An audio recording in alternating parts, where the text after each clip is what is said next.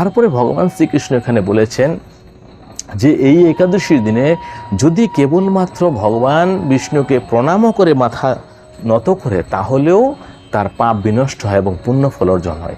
এরপরে ভগবান বলেছেন যে যদি কোনো বিষ্ণু ভক্ত মহাদেবজির নিন্দা করেন, তাহলে সে নরকগামী হয়, অর্থাৎ কোনো রকমে উনি বিষ্ণুলোকে স্থান পান না।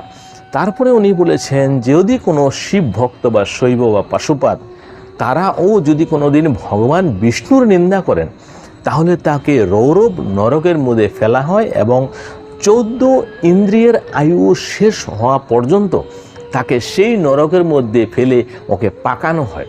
অর্থাৎ এক কথায় বলতে গেলে আমাদের ভগবানের নিন্দা তো করা উচিতই না, এবং ভগবানের কোনো যে ভক্ত আছে তাদেরও